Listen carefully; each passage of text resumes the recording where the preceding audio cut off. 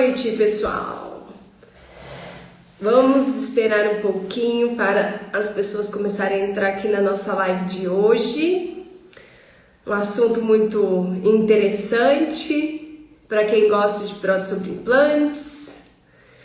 Vamos ver se a gente consegue passar bastante conhecimento para vocês. Eu sou suspeita de falar, mas eu adoro falar de prótese do tipo protocolo.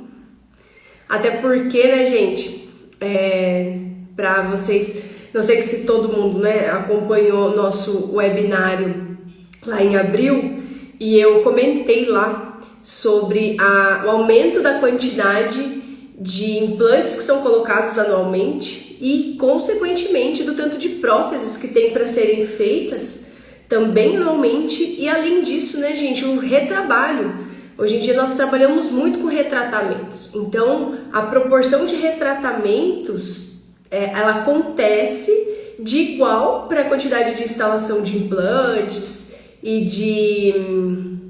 de próteses que são feitas, né? Vou aproveitar e já dar boa noite para todos que estão entrando aqui hoje, sejam todos muito bem-vindos. Para quem não me conhece, eu sou a professora Franciele Delgado e eu estou aqui todas as quintas para ensinar vocês um pouco mais de prótese sobre implantes, de uma forma prática, de uma forma objetiva.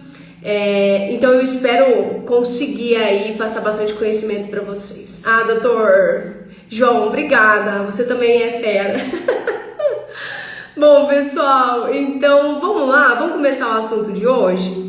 Então é muito interessante quando a gente está falando de prótese do tipo protocolo, né? Não sei se vocês sabem, gente, mas a prótese protocolo, ela é definida pelo professor Branemark, que foi ele que trouxe esse tipo de prótese para a odontologia. Então ela tem esse nome por vamos falar assim, ela tem um propósito, esse nome teve um propósito, né?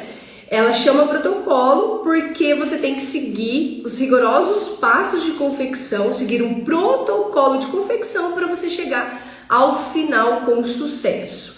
Então, na prótese, gente, nós consideramos a prótese protocolo como a prótese metaloplástica com gengiva artificial. Quando nós falamos que estamos trabalhando sobre próteses totais, sobre implantes de cerâmica, por exemplo, que não possuem gengiva artificial, nós consideramos na classificação como prótese fixa sobre implantes e não como prótese do tipo protocolo, certo? Então, feita essa definição, essa classificação, então quando eu falar prótese protocolo na aula de hoje, nós estaremos falando desse tipo específico de prótese, tá? Gente, desculpa hoje que eu tô numa semana de renite aí atacada, então às vezes eu tô aí com lencinho e com um pouquinho de tosse, tá? Mas nada que vai impedir a gente de fazer a nossa aula não, tá bom?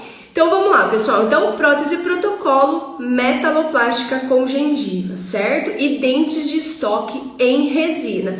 É sobre essa prótese que nós vamos comentar hoje. Eu até separei aqui uma pautinha para não esquecer de nenhum detalhe para falar para vocês.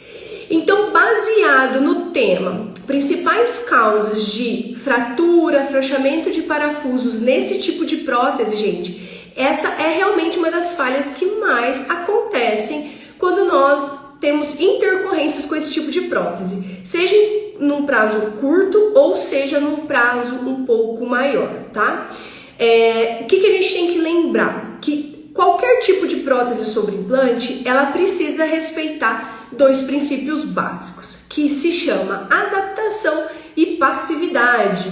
Gente, vocês sempre vão me ouvir falar sobre esses dois princípios básicos, porque se a prótese sobre implante não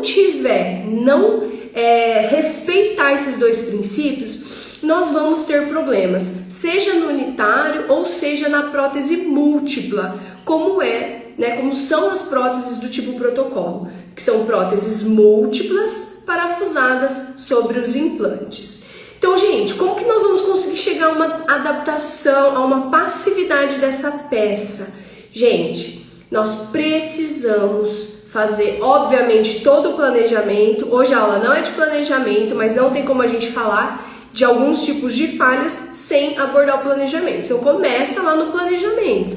Você já vai saber como que você vai moldar esse seu paciente. Então se você vai usar técnica de moldeira aberta, se você vai transferir a sua protocolo com guia multifuncional, se você vai fazer por escaneamento, então se você vai usar odontologia digital, então tudo isso daí você tem que saber lá no começo, certo? Como que você faz para saber, gente, por exemplo, se a sua barra está passiva? O que é a passividade de uma barra do tipo protocolo? Gente, a passividade é você parafusar essa barra sem sentir nenhum tipo de resistência e sem essa barra empenar. O que é empenar, gente? Essa barra você tem que parafusar e ela tem que assentar como um todo.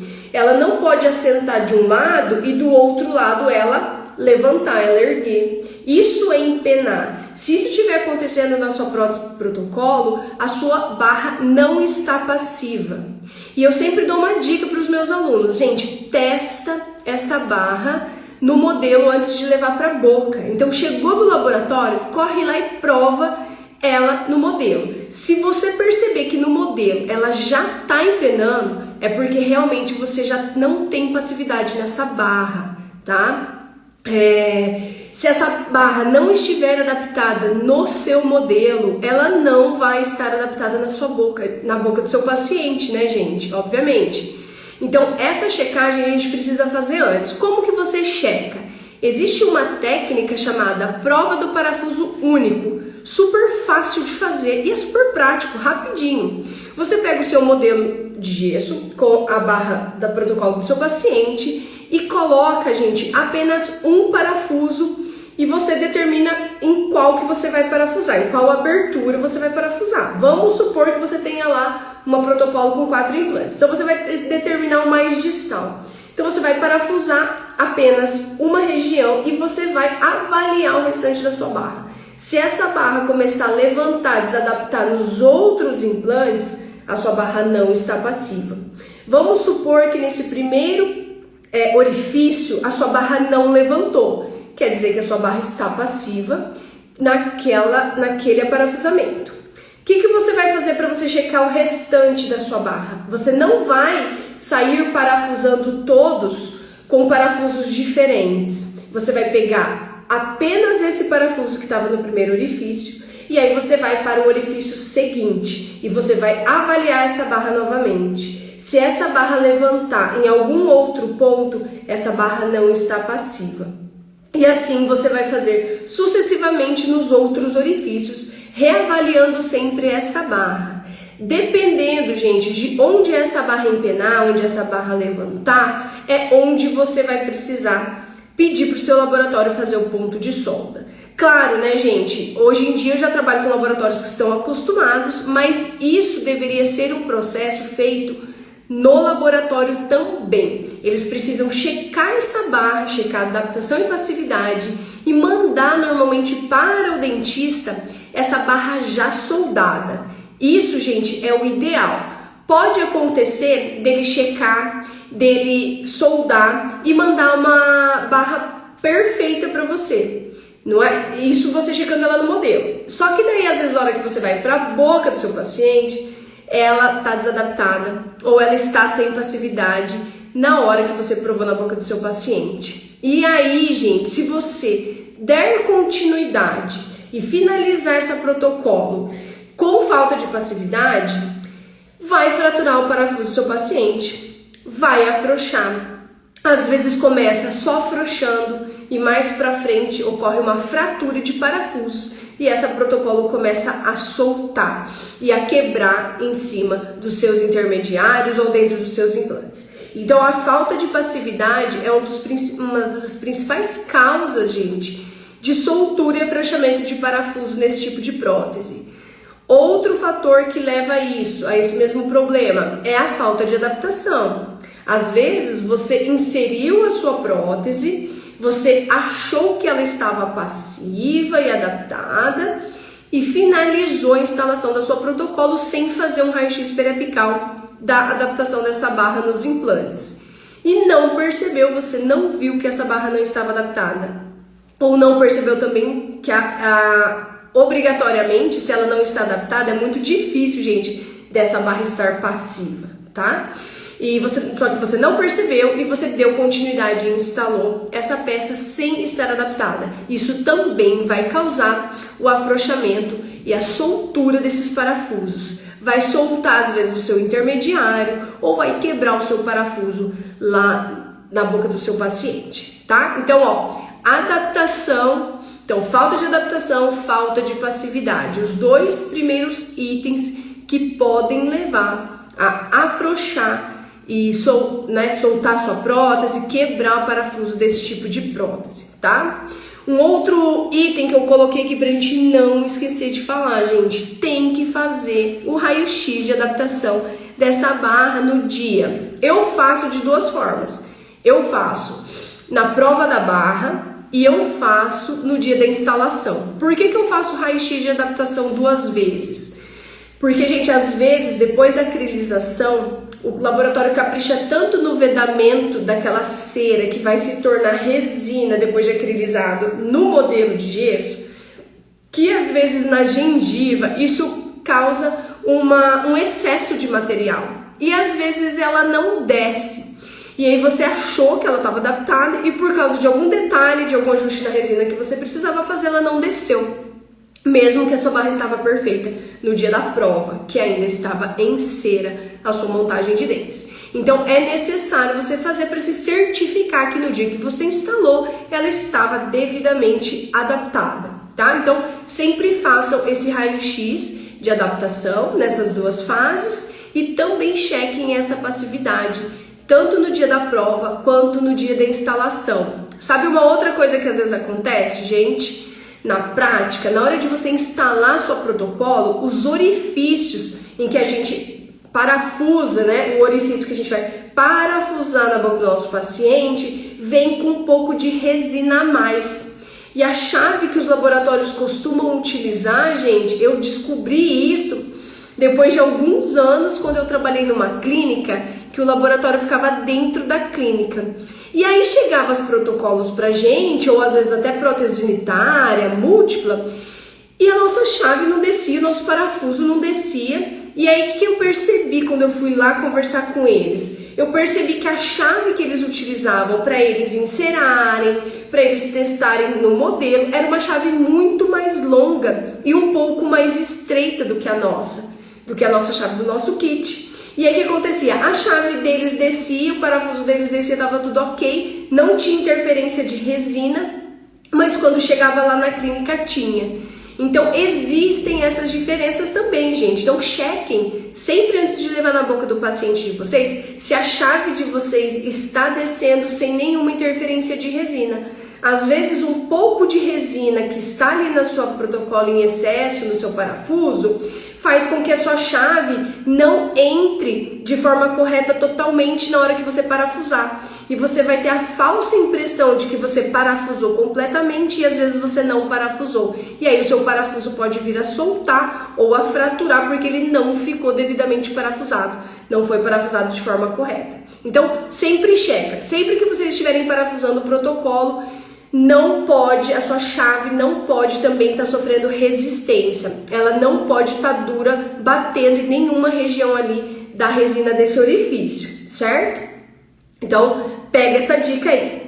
Outra dica, gente, utilizar intermediários ajuda muito ao laboratório, principalmente, fazer uma barra com passividade e com uma correta adaptação. Quais são esses intermediários, gente? Quem sabe pode escrever aí para mim. Os intermediários ideais para próteses múltiplas parafusadas, como essa protocolo, são os mini pilares. Vocês também, dependendo da empresa que vocês estiverem trabalhando com componentes, vocês vão ver alguns nomes diferentes para o mesmo intermediário. Ou vocês vão ouvir micro unit, mini abattement, pilar. Às vezes eles mudam um pouquinho a nomenclatura, tá? Mas em uma forma geral, dos implantes nacionais, as empresas nacionais, referem-se como mini pilar cônico. Então, esse é o intermediário ideal para se fazer as próteses protocolos. Gente, por quê? Porque quando a gente utiliza esse tipo de intermediário, que ele é próprio para esse tipo de prótese, ele dá pra gente um eixo de inserção melhor. Ele dá um assentamento melhor dessa barra pronta. Além, gente, dele funcionar como uma trava de segurança. Eu sempre gosto de ensinar dessa forma para os meus alunos. É muito mais fácil, gente, a gente resolver um problema em cima de um intermediário com um parafusinho desse tamanhozinho do que eu resolver um problema de um parafuso dentro do meu implante, que eu não tenho muita chance, gente, de reverter esse problema. Então pensa, e eu tô trabalhando com um baita de um parafuso quando eu trabalho direto no meu implante sem nenhum intermediário. Para o laboratório é mais difícil dar o eixo de inserção com passividade. Principalmente nos casos que nós trabalhamos, vocês já devem ter visto, se não viram, vão ver quando começar a trabalhar com prótese sobre implante, que é muito comum nós termos nos protocolos implantes inclinados. Propositalmente, muitas vezes, para o paciente fugir de um enxerto, por exemplo, ou para a gente aproveitar uma região que tenha mais osso para esse implante, para a gente colocar um implante um pouco mais longo. Então, é comum, gente, não é um erro trabalhar com implantes inclinados. Mas isso dificulta o eixo de inserção das nossas barras, das nossas peças. Isso é natural. Mas os intermediários favorecem essa inserção de uma forma muito mais favorável para a gente atingir a adaptação e também a passividade.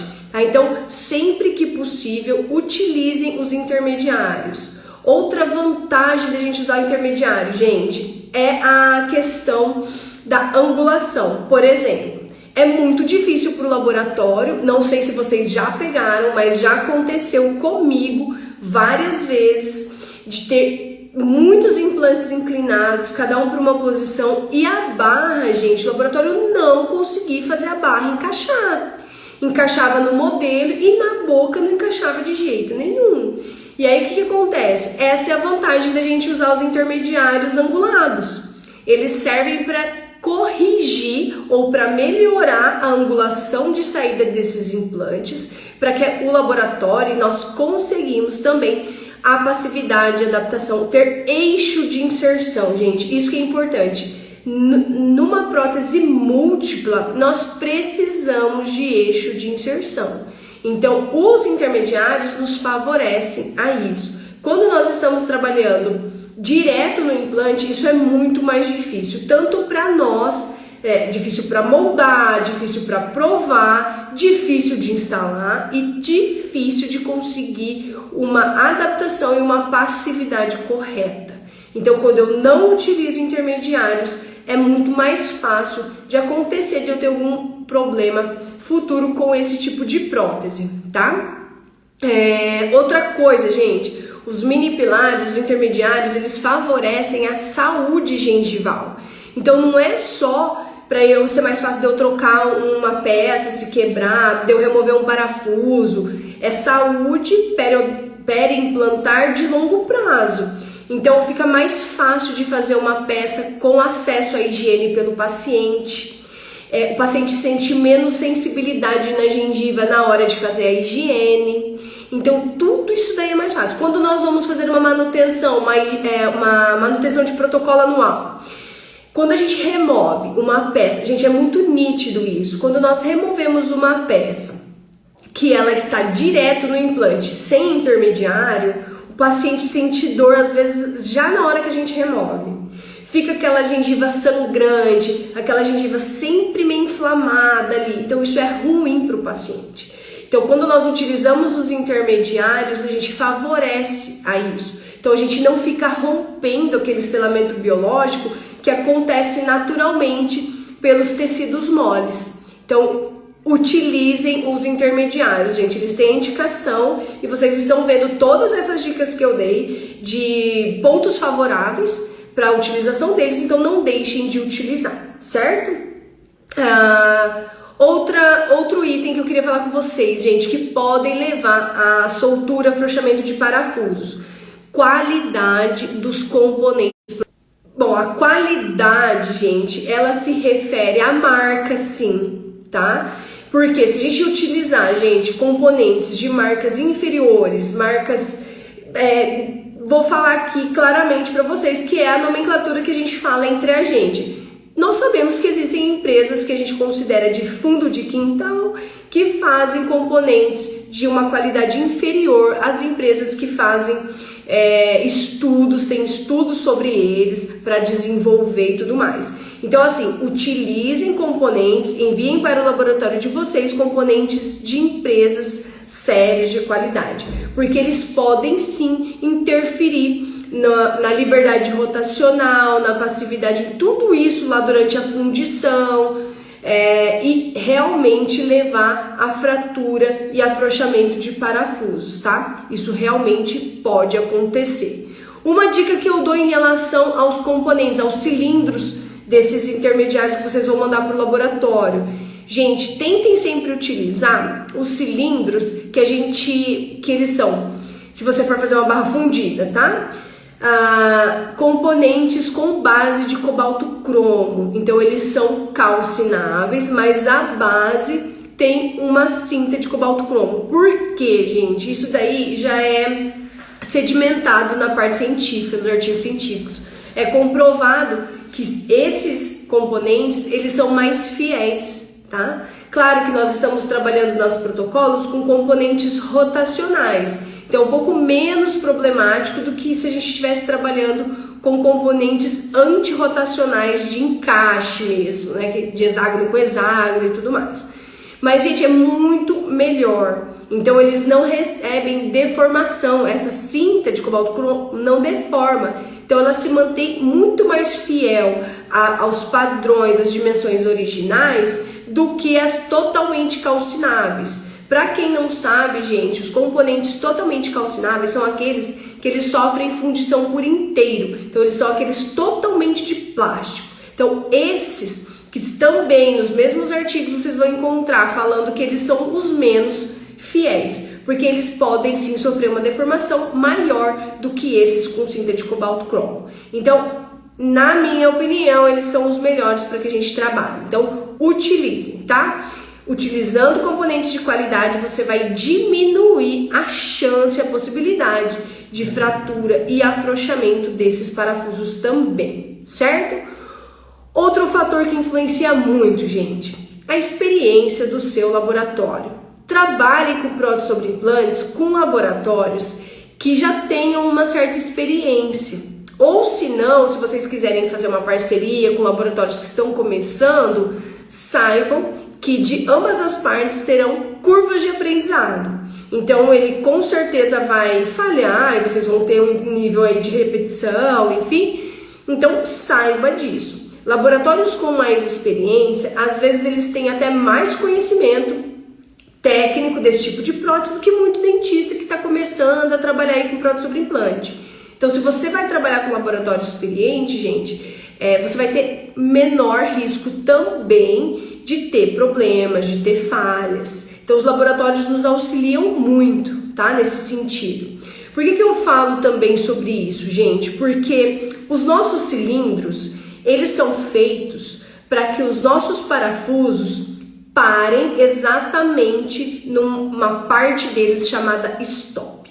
Esse stop, gente, ele tem que ser conservado durante todo o processo de confecção desses protocolos. Por que eu falo isso? Porque alguns laboratórios acabam passando a broca neles. E isso é errado, gente. Dependendo de como o laboratório faz isso, ele aumenta aquele alívio que nós conhecemos como liberdade rotacional.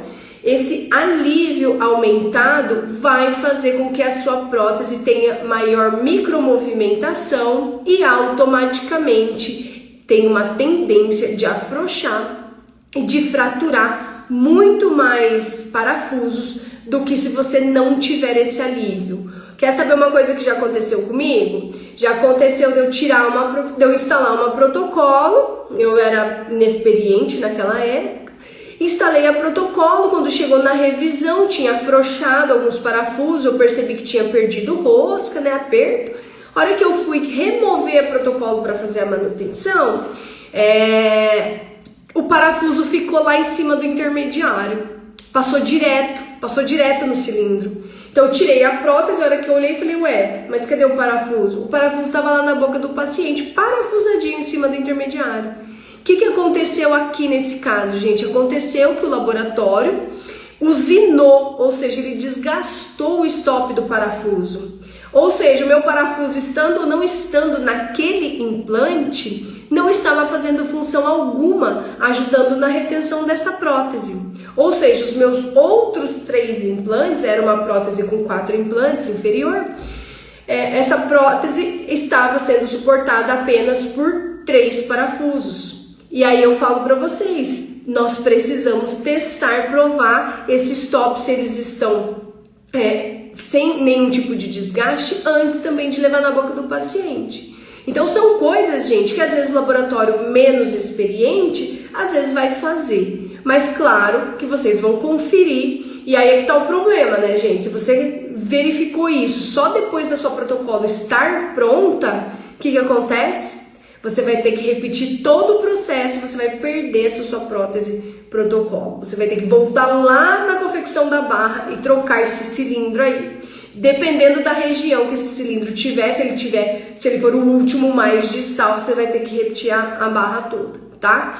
Então, tem que prestar atenção. Então, um laboratório com experiência ajuda muito, tá? Se eu tivesse continuado com aquela peça sendo segura, fixa, por apenas 3 parafusos, naquela situação, com certeza mais pra frente eu teria tido problemas, e aí de soltura e afrouxamento. Eu já tinha tido, então na manutenção que nessa clínica nós fazíamos com 30 dias, 90 dias e 6 meses. Na primeira revisão de 30 dias, já tinha notado que nos outros 3 parafusos eles tinham afrouxado. Então, justamente por isso, eles estavam sofrendo uma carga que poderia estar sendo distribuída com um implante a mais, e aí aconteceu de começar a afrouxar. Então, o que nós tivemos que fazer? Infelizmente, nós tivemos que realmente repetir o protocolo do zero e trocar esse cilindro e refazer a barra, tá? Foi o mais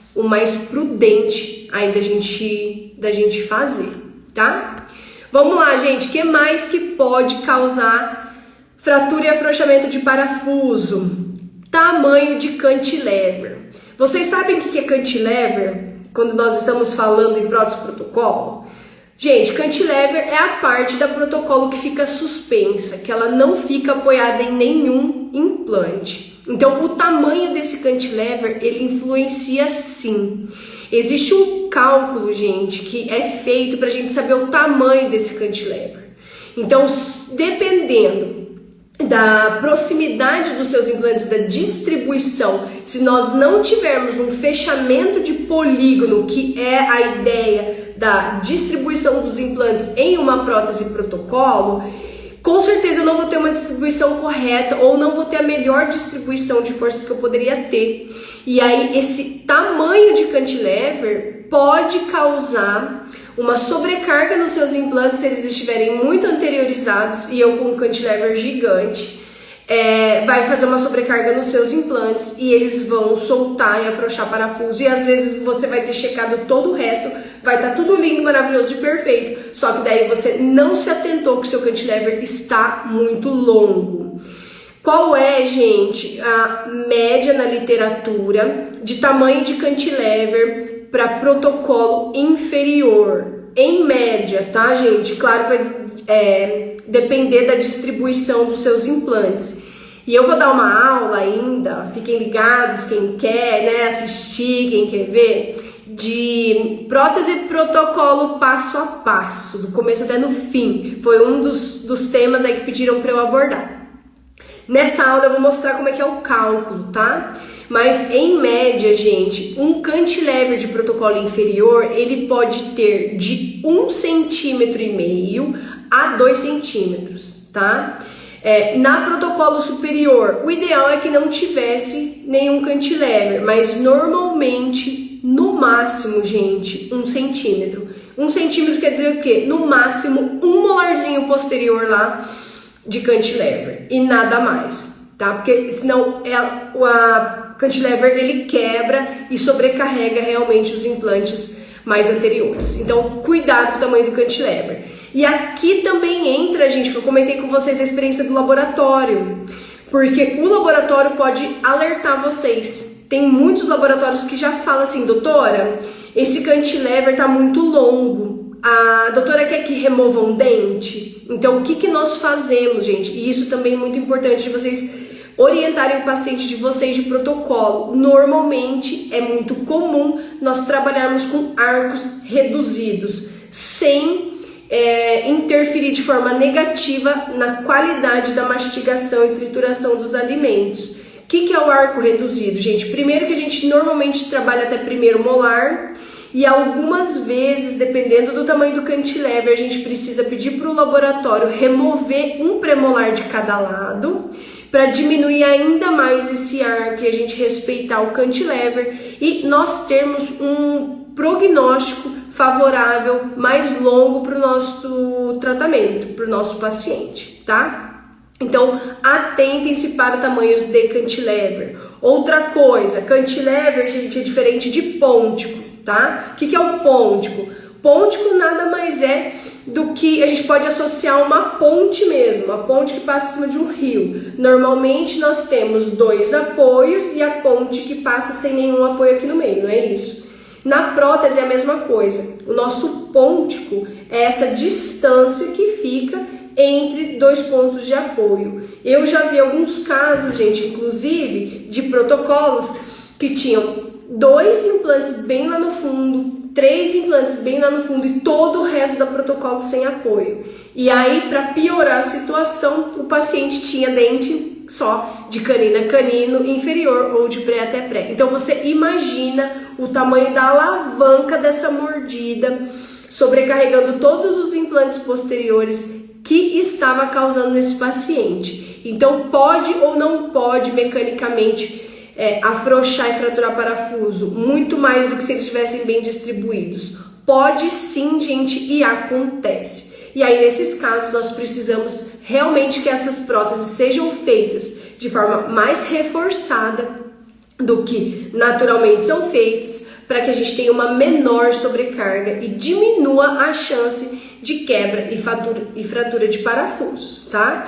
Então, isso também vai da sua experiência, da experiência do laboratório e do planejamento cirúrgico. Por que foi necessário deixar um pôntico tão longo?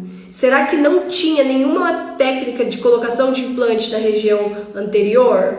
Hoje em dia, gente, tem muita coisa que a gente não pode mais aceitar, né? A não ser que o paciente não quis mesmo fazer a técnica e ele tem que assinar que ele não quis, né? Porque ele vai ter que saber dos problemas que isso pode causar. Existem muitas técnicas de enxertia, de inclinação de implante e tudo mais para favorecer a distribuição e quantidade, números corretos de implantes. Então, será que realmente não dava para colocar implante ali e diminuir esse pôntico, para diminuir esse cantilever? Então, isso também, por isso que eu falei para vocês que muitas vezes a gente não consegue não falar de planejamento. Isso daí teria que ter sido visto e definido lá no planejamento, porque daí quando chega pra gente fazer só a prótese, pessoas que só trabalham com a parte protética, não trabalham com a parte cirúrgica, vai ter que resolver o problema. Normalmente, gente, eu sempre brinco que o problema sempre estoura na prótese, e é a realidade, gente, é exatamente isso. Quem faz a parte protética é que resolve todos os problemas, porque é lá que a gente vai ver realmente como que vai ficar a prótese da pessoa, né? Outra coisa, gente, deixa eu ver aqui. Uma outra coisa que eu anotei para não esquecer de falar: barras feitas. Isso acontece muito nos casos que nós temos pouco espaço protético. Também a gente acaba voltando lá na parte do planejamento. Casos que a gente não tem muito espaço, gente, para trabalhar. As barras podem ficar finas e sofrer realmente um excesso de carga mastigatória. Nesses casos, gente, não só pode acontecer fratura e afrouxamento de parafuso, mas também as fraturas de dentes de estoque, soltura, e também de blocos de resina acrílica das protocolos. Não sei se todo mundo viu, mas eu postei na terça-feira a imagem de uma protocolo fraturada, que era um caso típico, gente, típico de falta de espaço. Na verdade, era uma associação de problemas.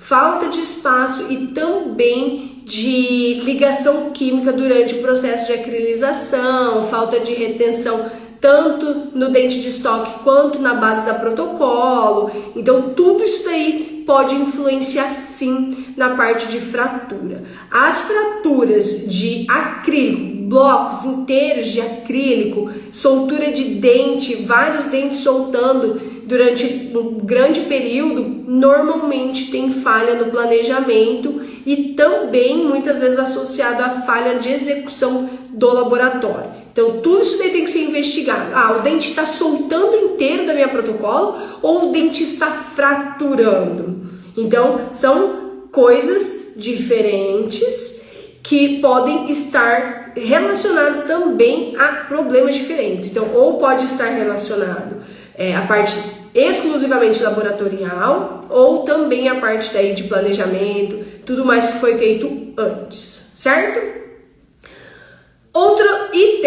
Outro fator que pode levar a fratura e afrouxamento de parafuso, gente, parafunção, ou seja, pacientes bruxistas, apertadores. Pode levar uma sobrecarga oclusal? Pode sim. Às vezes você tem quantidade e distribuição de implantes corretos, você tem tamanho de cantilever correto, espessura de barra, de acrílico, tudo certinho e não para de afrouxar parafuso, não para de quebrar. Esse paciente pode sim estar com bruxismo e você vai precisar tratar esse paciente para que a sua prótese pare de soltar e pare de quebrar parafusos, certo? Claro que a gente sabe que o bruxismo tem uma multifatorial a causa dele, então tem que tentar tratar de alguma forma e proteger essa reabilitação, certo? Então pode causar, então tem que ser controlado.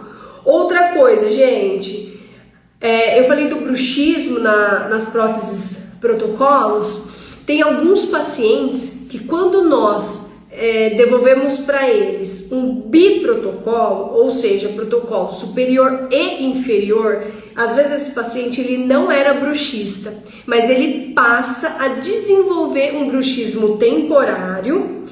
E o que acontece? Ele tem algumas sessões, alguns eventos de fratura e soltura de parafusos.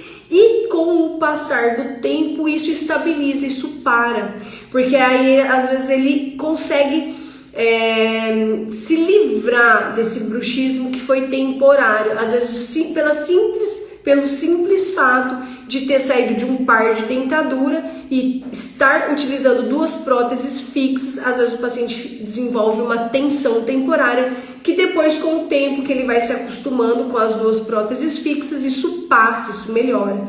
Então a gente precisa também conseguir identificar se esse paciente já tinha um bruxismo anterior à execução da sua reabilitação ou se ele desenvolveu. Se ele desenvolveu pelo fato de você ter colocado dois protocolos nele, ou ele desenvolveu porque ele está realmente passando por fases de estresse e tudo mais, e aí é uma outra forma de tratar, certo? É isso que a gente precisa ver.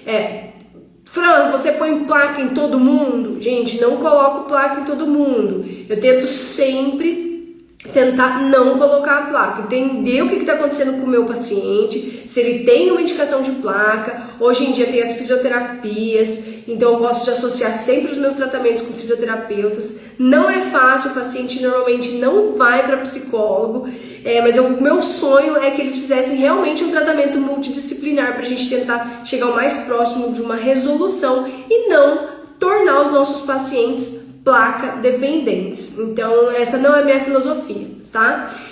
Se eu conseguir evitar, eu prefiro evitar o paciente de ser placa dependente. Mas nós sabemos que cada caso é um caso, né, gente? Um outro fator que pode levar o nosso paciente a ter fratura e soltura de parafuso, gente. Falta de cuidado é uma delas? Gente, E eu falo isso não só pelos parafusos, mas também por fraturas de dentes de estoque. Porque às vezes a gente gosta de colocar a culpa no laboratório, gosta de brigar com o laboratório, né? E falar assim, não, você tá soltando esse dente, tá acontecendo isso com o protocolo. E muitas vezes, na hora que a gente vai olhar clinicamente, o dente está fraturando. Ou seja, às vezes o paciente realmente comeu algo que ele não deveria, ou da forma que ele não deveria, ou ele tem um hábito de morder uma caneta e ele não conta, ele não fala, e vai abrir saquinho, vai abrir as coisas. E, gente, infelizmente, é dente artificial, então pode acontecer de fraturar sim. Então, se estiver fraturando o dente, mas tem parte dele que está aderida ainda na base da protocolo, nem sempre vai ser problema de confecção do laboratório. Algumas vezes, muitas vezes, inclusive também, pode ser sim uma falta de cuidado desse paciente, tá? Então a gente também tem que saber, investigar, conversar com esse paciente, entender como é que quebrou, por que que quebrou, tá? Um outro fator, gente, aqui, ó. Ai, peraí. Deixa eu pegar aqui, gente, só pra não me perder. Aí. Outra coisa que pode fazer o seu parafuso quebrar ou afrouxar. Quando você não respeita o aperto indicado pelo fabricante daquele seu intermediário ou daquele parafuso protético. Então, se você exceder os torques, gente, você pode sim ter um problema de afrouxamento em pouco tempo e também uma fratura. E você também pode espanar esse parafuso. Então, sigam a recomendação do fabricante. Então, se você está utilizando um parafuso protético que a indicação de torque é 10 newtons, dê 10 newtons. Semana passada mesmo eu estava lá no nosso curso de especialização, ensinando os meus alunos que estão começando a caminhada deles na prótese sobre implante a dar o torque. E a gente tem uma tendência, né, quando a gente pega o nosso torquímetro ou também a nossa catraca, de ficar dando várias vezes o torque, puxando. Isso não é necessário.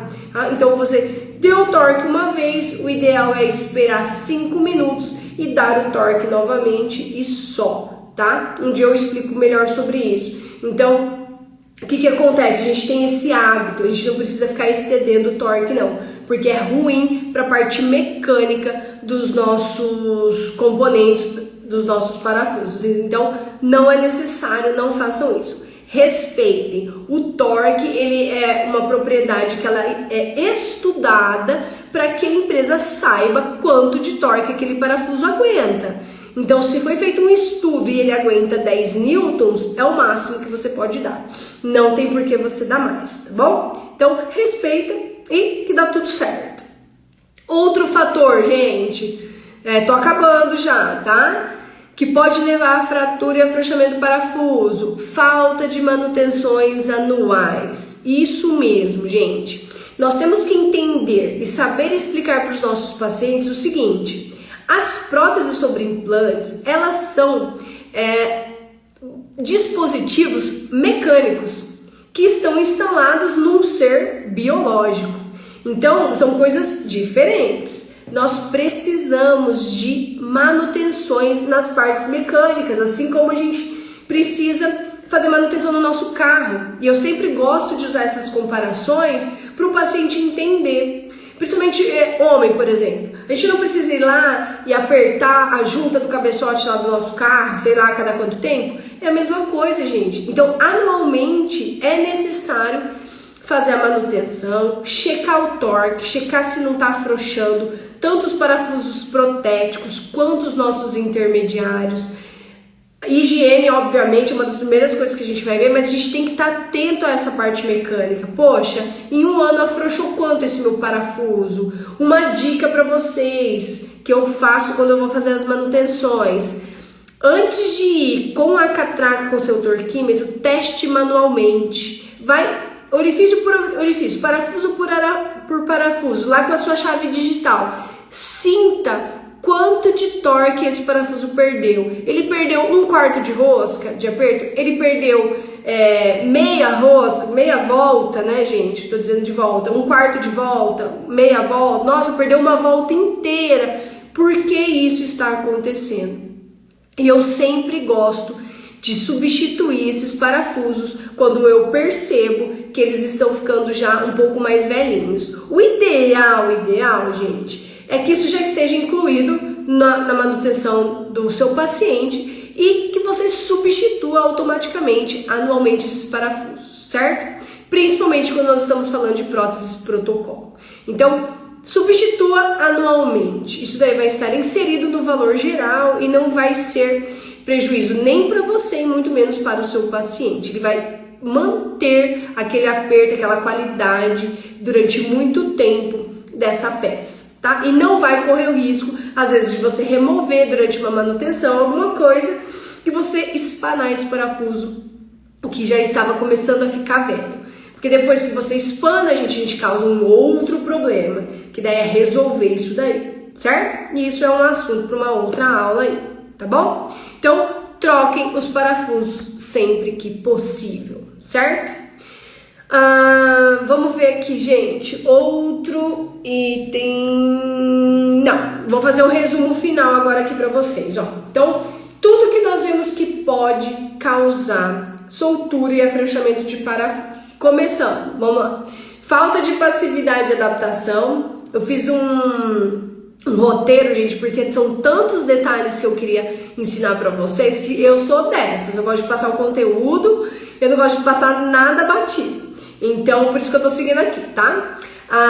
Então, falta de passividade e adaptação, qualidade dos nossos componentes, tamanho de cantilever, a oclusão, hábitos parafuncionais, experiência do nosso laboratório, espessura da nossa barra, tá? Que envolve lá a parte de planejamento e tudo mais. Então, esse é um resumo dos principais fatores que podem levar ao afrouxamento e fratura de parafusos nesse tipo de prótese, tá? Gente, ninguém tem nenhuma pergunta? Queria perguntas. Vou passar aqui para vocês, ó. Já que ninguém mandou agora ao vivo, segunda-feira eu abri a caixinha de... Não, terça, abri a caixinha de perguntas para o pessoal mandar as dúvidas. E aí me mandaram aqui algumas perguntas interessantes, tá? A primeira delas, gente, qual é o tamanho ideal de uma barra de protocolo? Gente, é difícil você falar em tamanho de barra especificamente, né? Falar assim, é 10 centímetros, sei lá. Porque cada arco de cada pessoa tem um tamanho. Então a gente não consegue generalizar. O que a gente tem que ficar atento é o tamanho do pôntico e o tamanho do cantilever. Isso é uma coisa que a gente tem que respeitar. Então, cantilever no inferior de 1,5 a 2 centímetros e no superior no máximo 1 centímetro. É o ideal, tá? Você respeitando isso, você já vai ter um tamanho de barra aí seguro, certo? Outra perguntinha. Isso daqui foi muito boa, gente. O que fazer com o paciente que rói osso e ele utiliza uma protocolo e ele rói osso na sua frente e ele sendo seu paciente, inclusive. Isso foi um colega que mandou essa situação aí e eu achei muito interessante porque isso realmente acontece com os nossos familiares. Por exemplo, eu tenho o meu sogro que utiliza um parzinho de dentaduras, né? Porque ele não quer mexer com implante de jeito nenhum. E ele rói osso e chupa cana e tudo mais e tá tudo certo na minha frente. E aí o que acontece na ocasião desse amigo meu que mandou essa situação? Gente, acontece que os pacientes eles esquecem. E aí eles chegam lá no consultório e falam que não lembra como é que quebrou e tudo mais. Então a gente precisa orientar, gente. O que eu gosto muito de falar para os meus pacientes? Que as nossas próteses, gente, elas são principalmente essas metaloplásticas, ou seja, eu tenho uma barra de metal e todo um acrílico pela frente, certo? Então, é resina colada em metal, é dente de resina colada em resina, tudo bem que vai pro forno, tem a resistência e tudo mais, mas, gente, não aguenta de tudo, né? Você pode comer de tudo de forma cautelosa. Então, existem alguns cuidados. Então, eu sempre tento orientar esse paciente, né? Se ele estiver na minha frente, eu falo, olha, Meu sogro eu tenho mais liberdade, né? Então eu posso falar. Fala assim, ó, sogrinho, depois eu vou consertar esse dente aí não, hein? Vai ficar banguela. E aí não tem muito o que fazer, a gente tem que tentar orientar e para que eles entendam que pode sim pegar de mau jeito na hora que você estiver roendo o osso e quebrar. E aí não tem o que fazer, né? Eu falo, vai ter custo, né? Eu vou ter que cobrar, porque, né, foi uma má utilização. Então, fica de olho. Próxima vez, doutor, que você vê o seu paciente roendo o osso na sua frente, você fala, ó, R$250 o conserto, tá? Só lembrando aí, né? Melhor cortar a carne e comer do que roer o osso lá na sua frente. Gente, outra pergunta aqui, ó. Quando eu postei aquela imagem da protocolo fraturada na terça-feira, pra quem me acompanha lá, um amigo me mandou assim, ó. Tinha um dente totalmente descolado, né? Uma das partes da protocolo. Ele perguntou, seria falta de retenção química quando os dentes soltam? E aí eu falo que podem ser dois fatores. Pode ser sim a falta de ligação química, de retenção química. Atualmente a maior parte dos laboratórios trabalham com uma substância chamada Palabond, que faz essa retenção química e dificulta a soltura dos dentes. Então, se o seu laboratório não utiliza, às vezes pode sim ter sido uma falta de retenção química. Mas naquele caso que eu postei especificamente, era falta de retenção química e também mecânica. Não tinha retenção feita nos dentes de estoque e era um caso mal planejado, em que não tinha espaço para barra, resina e dente. Então, um caso extremamente fino, extremamente limitante. Então, foram vários fatores, vários problemas naquele caso em específico, tá? E uma outra pergunta aqui, gente, muito interessante, que eu acabei acho que até respondendo no comecinho da aula, né? Posso fazer prótese do tipo protocolo direto no implante sem usar intermediários? Eu não recomendo, gente, pelo simples fato da saúde gengival ser melhor com o intermediário, de resolver um problema de fratura, de sobrecarga, de parafuso muito mais facilmente no meu intermediário do que direto no meu implante. Então, melhorar e favorecer a adaptação da nossa barra e a passividade, com isso, durabilidade a longo prazo. Então, eu não recomendo fazer, principalmente se você estiver utilizando implantes do tipo Cone Morse. Vai ser muito difícil você remover essa peça aí um dia, se você for fazer uma troca, uma substituição, enfim. Então, eu não recomendo. Próteses protocolos, sempre que possível, utilizar os intermediários. Certo? Gente, obrigada para todo mundo que ficou aí durante essa uma horinha aí, deu quase a nossa live, né, hoje, bastante coisa para falar, para ensinar. Então, muito obrigada para quem esteve aí com a gente. Lembrando vocês que nós estamos aqui pelo Instagram com bastante conteúdo, lá no nosso canal do YouTube também. Então, se você gosta desse assunto, conhece alguém que gosta, manda lá, né? Compartilha o nosso canal, o nosso Instagram com a pessoa, para que ela também aprenda com a gente. Estamos fazendo sempre assim de uma forma mais prática, mais objetiva, para que vocês realmente aproveitem bastante o conteúdo. Então estamos com conteúdo lá no nosso canal do YouTube também. Se inscreve lá, ativa o sininho das notificações e continue aí nos acompanhando. Espero vocês na nossa próxima live, que nós estamos realizando todas as quintas a partir das 20 horas. Segunda-feira vai ter sorteio do próximo assunto. Então eu espero vocês na próxima quinta, gente. Beijo. Obrigada, doutora Erana. Você arrasa demais também. Ó. Beijo, gente. Até a próxima.